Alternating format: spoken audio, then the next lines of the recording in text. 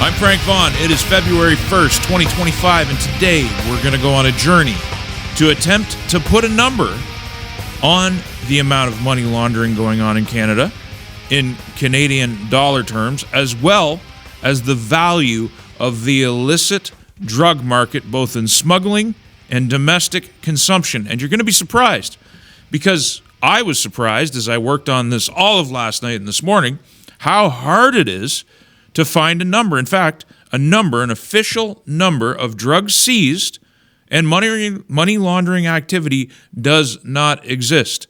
The government either doesn't know, which is scary enough on its own, or it resists the gathering of information to give Canadians an accurate total. But it wasn't always this way. So let us proceed. In all of my years of making video and written content and various other activities, I've never struggled more with how to present something, how to derive a number, and then how to present it, because there's so much that's gone on and gone into this thinking that it's difficult to present it all in order. But this is an old article, and this cites old data when we used to have total data. The value of drugs seized in 2007 had a street value of more than $2.6 billion. Now that is in 2007 dollars. That's before inflation, but we'll get back to that. Drug seizures have continued in Canada and have continued to grow. If we look at population and we go back to 2007, the population stood at 32.8 million, and we have to go up another 7 million or so to get to 2025, and that's an estimate. We're probably over 40 million now, considering we don't even know how many people are in the country. But that's a net population increase of 7 million, roughly 20%, give or take a few percentage points. Building on the backdrop of the video work that I've already done, we know that the precursor chemicals and the people taking the most advantage of Canada come primarily from Asia, China, and India. It's a big thing. It's a big known thing. Look at the names of the people who are getting busted. Look at the networks that are being broken up. Look at the official recognition from Canada Border Services, the RCMP, the DEA. China is your primary source for precursor chemicals, and the point I'm trying to make with this article is it goes back 20 years. We have a long history of this. Immigration figures between 2005 and 2007 show that Chinese and Indian immigrants into Canada outnumbered those of other nations by at least 2 to 1. These two countries have led immigration figures since 1990 and perhaps earlier. Family and business ties to their home countries facilitate the trafficking of precursor chemicals or drugs, such as heroin, into Canada. And you could add to that now fentanyl and all the other derivatives, methamphetamines. I would have you note that in 2005 and 2007, your streets and your parks were not filled with drug addicts, fent zombies, and meth heads. We had a clean society. It was safe to walk the streets. You didn't see open drug use on public transit. You see that now. So you have to understand that the problem has grown for all of Canada. And you have to understand that as Canada has grown by the 20% that I'm highlighting since 2007, the source of our immigration is primarily India and China. So those ties, which are alluded to in this article and which are a known quantity, have only grown as a factor of your population, because the population itself is not growing through fertility. Fertility has been in decline. So the population has been in decline, but that decline is hidden because we're doing mass immigration. All that is to say, the numbers scale up, not down. So if I use a number for 2007, it's a low number, which is why I have settled on it. So in order to dispense with this article, we're just going to put 2.6 billion in our calculator, and we're going to minimize that, and we're going to close this, and we're going to move on to all of the drug busts. So in the process of researching for this video, I tried to do some manual math on fentanyl, cocaine, and methamphetamine seized in Canada, and what I found, there are too many busts to count. I'm going to just start with the biggest one. RCMP says they have busted the largest, most sophisticated drug super lab in Canada. Net value of $500 million, one bust. Now remember, our figure that we're going to use is $2.6 billion. from 2007. This is one bust that's $500 million. And rather than read all of the individual busts, you can do that yourself on your own time. I'm just going to give you some general statistics. In the Greater Toronto Area alone, 10,000 kilos of drugs were seized in 2024. That's an estimate. Quebec region, 3,672 illegal drug seizures just in Quebec. Prairie region had 1,594 seizures of illegal drugs. That is just Canada Border Services. That is not lab busts. That is not domestic busts. That's just the CBSA. We don't even have data for Atlantic Canada. And we don't have specific data for BC and huge hubs like Vancouver, Toronto, and indeed Halifax when it comes to drug trafficking and money laundering. And we're going to get into money laundering next. But I want you to understand how low the $2.6 billion figure that I am going to use actually is. Reality is going to be much higher. So let's do some math. Before I introduce the math that's going to underpin our estimate of the size of the illicit drug trade here in Canada, we're going to take our already low number, probably the lowest number possible, in $2,007, and we're going to allow ourselves to convert it to $2025. We have to adjust for inflation. I think that's fair.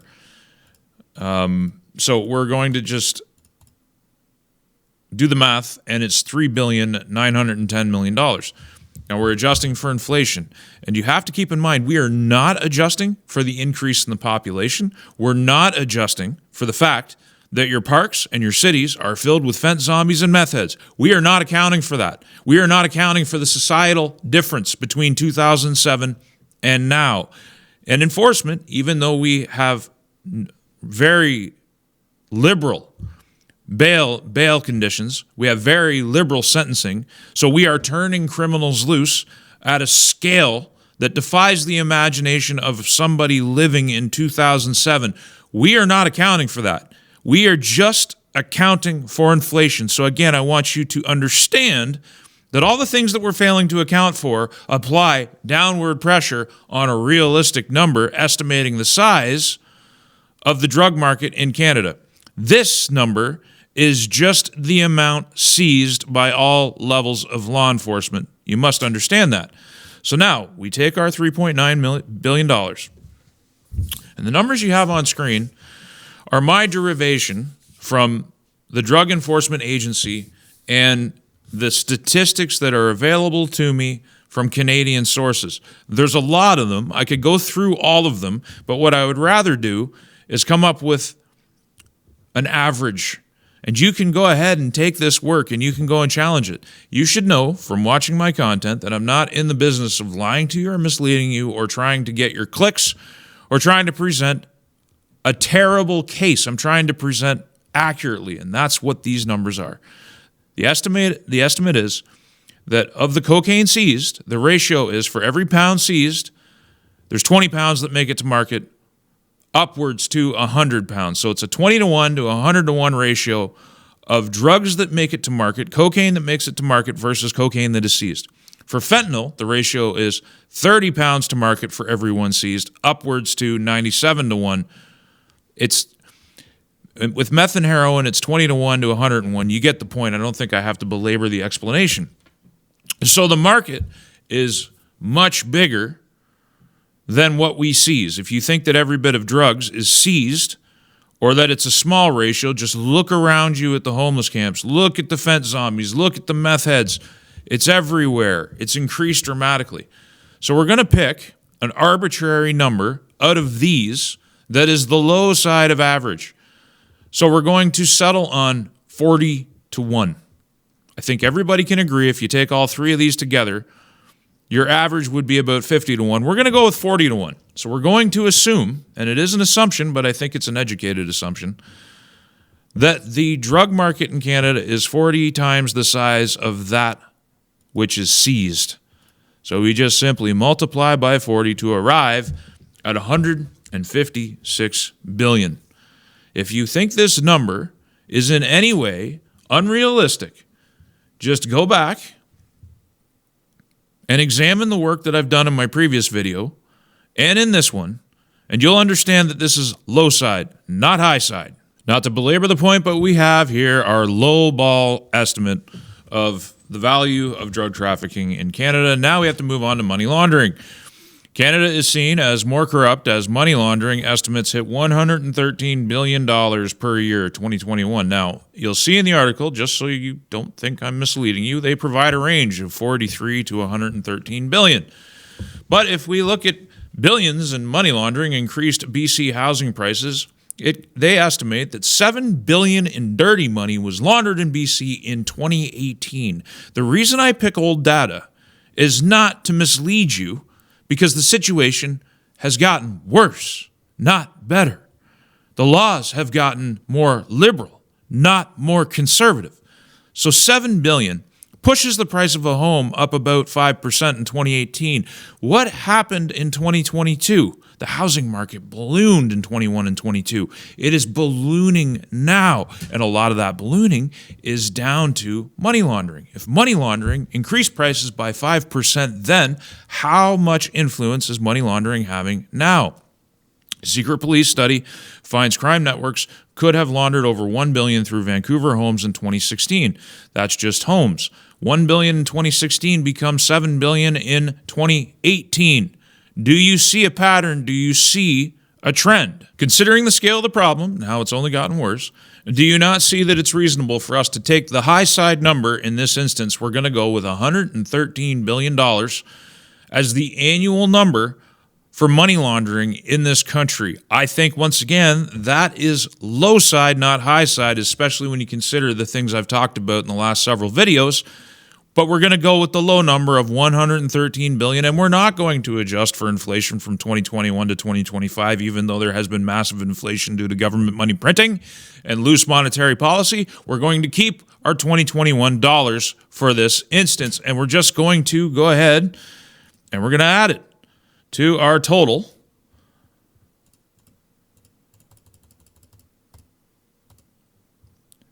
And there you have it, $269 billion. And before we get to the climax of this video, I just want to throw you a couple things. This is from Blender News. This is an interview. Canadian border agent whistleblower, we are going to face our worst nightmare. Former CBSA officer, and there's his handle, you can go and find him, exposes systemic corruption and mismanagement within CBSA. Warning of a looming national security crisis. Sabourin reveals that over 300,000 travel documents, including 283,000 blank passports, have been stolen, exploited by transnational crime networks. So we have all of these points. Criminals and terrorists stole 283,000 blank passports. CBSA sacrificing safety for quick immigration approvals. How did CBSA react to passport thefts, destruction of important documents at the CBSA? How have public officials reacted to whistleblowing? Is the CBSA incompetent or corrupt? You know from watching my videos what I would say. Even Danielle Smith, she is using provincial police to enforce the border, bypassing the CBSA, because she does not trust the federal government. And she is signaling this publicly to anybody who has eyes to see and ears to hear. I am telling you of the scale of corruption in Canada. Check this out. Ryan Garrettson. Now, this is just about 8 kilos of fentanyl that was busted. This was a person that was promoted by the CBC, dancing and laughing and having a good time years ago, is now busted as part of a fentanyl ring. Who is the CBC funded by? The federal government. Why is this guy getting promoted? Why does this keep happening? Why do people that are in the media keep getting tied up in crime? You answer that question on your own. But what I found interesting is all of these busts from people, so-called Ontarians. Arizona, 550 pounds of cocaine. Amarjit Singh, Michigan, 123 pounds of cocaine. Sukrach Singh, Port Huron, 370 pounds of cocaine. Sukinder Singh. You can click show more, and it will show you more. You can look at the last names of the people who have been busted in the biggest drug busts in Canadian history in recent weeks. And what's their last name? There's a bunch of connections here. Nobody seems to be wanting to connect the dots on the scale of the problem. So what is the point of all this research? What is the point of all this math? I'm going to show you right now. So we take our $269 billion and we divide that $269 billion by Canada's GDP, we're going to go with 2025's estimate. We shouldn't, but we're going to, because it will further reduce the impact of our number. It will further reduce the number itself. And I remind you that I'm doing everything in my power to make this number as low as I possibly can.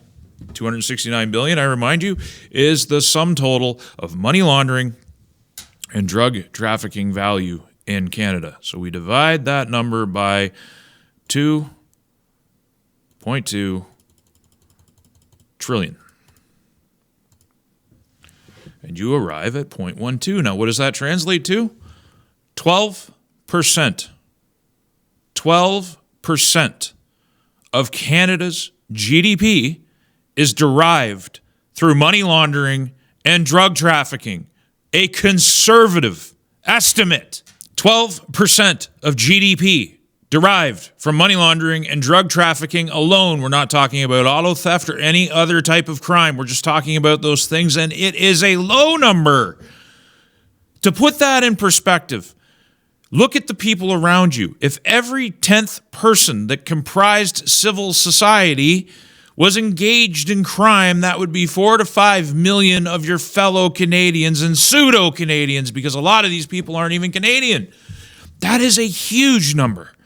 So when you sit there and you try to tell me that Trump isn't serious when he talks about Canada as a money laundering and drug capital of the world, when our very government, our very mass media, and the world itself recognizes Canada for an incredible level of global corruption. In my previous videos talking about how terrorists use this portion of our GDP to fund their operations, Hezbollah, Khalistani separatists, you name it. China, we're a clearinghouse for all of these people. Do you understand the scale of what I'm talking to you about right now? Go ahead, try and refute it, try to downplay it. How can you have such a large portion of your economy tied to organized crime and not have official complicity on behalf of government? You can't even find official numbers tracking this stuff. You have to do the deep research yourself, and you have to do the math yourself to come up with an estimate. I kept it low because the number is so high. It's almost unfathomable. Canada isn't a quiet little cottage country. Canada isn't a bastion of global freedom and good law. Canada is hiding a huge secret, and the Trump administration has called it out. And the millions and millions of Canadians right now uniting under the banner of Team Canada are uniting behind the continued hiding of this problem, the continued downplay of this. When they talk about tariff wars, when they talk about trade wars, instead of dealing with this problem, they're uniting behind this corruption. This corruption, a larger driver of the rising price of food, the rising price of housing than any other factor that anybody in politics is talking about right now. We are all collectively talking about the wrong thing. Believe it or not, the only person highlighting this problem is Donald Trump and his administration. And it's an interesting thing, as a final note, that he talks about $200 to $250 billion being sent to Canada. That's the number he uses in U.S. dollars. It's awfully close to the number I came up with in Canadian dollars for the size of this economy. Is that a hidden message in plain sight? I don't know, but I do know that he is dead serious when he talks about the level of corruption, and I do know that Daniel Smith and Scott Moe are taking him seriously because they know, and I would say, based on their actions and their approaches, they're not in on it. I can't say that about the rest of the people in this country one way or another, the rest of the people running this country one way or another. Now sit with that. Watch my other videos. Read the books I talk about. Look at the documents. Do your own research and try to make a case that this isn't real. Canadians are woefully misinformed. You'll see a graph. I seen it a dozen times last night. I was up way too late responding to people on Twitter as I was doing this research. And I seen the graph pop up over and over again about drug seizures at the Canadian border and how they're a fraction of what's being seized out of Mexico. The seizures at the border are a fraction of the problem. That's why that graphic, you're not informed if you share it. I don't think these people are being deliberately deceptive. I think they're being political. I think they're tied and they're dedicated in their Trump derangement syndrome, or tied and dedicated to their loyalty of left-wing politics, that they think this one simple, very simplistic graph can somehow dismiss the scale of the problem. The answers you're looking for cannot be found in one graphic. They're incredibly hard to present in video format without taking 20 minutes, and I'm not even presenting a complete picture. It would take 3 hours. People don't have the attention span that I do to understand this stuff. And I'm not saying I'm better. I'm just saying I have a problem. Other people do social things. Other people do sports. Other people do hobbies. I don't. My whole life is this stuff. I want to understand why things are the way they are. So here is the scale of the problem. Thank you for watching. And if you appreciate this work, please consider supporting it. And thank you for everybody who has. You're not many, but I appreciate every single one of you. And I may not reach out to give you special attention, but I do that. So it's not a pay-for-access junket. I provide the information freely so that you can come to understand accurately the situation that we're in right now in this historic moment where our very country might be on the line. I'm Frank Vaughn, and I'll see you in the next one. Did you know that I have a website, frankvaughn.ca, the ultimate repository for all of my work, and a backup location just in case the censors come for me again? And if you like the content, please consider using the donate link in one of the options available. There are no paywalls, there is no advertising, and there is no Patreon, and I intend to keep it that way. Thank you for your time and your consideration.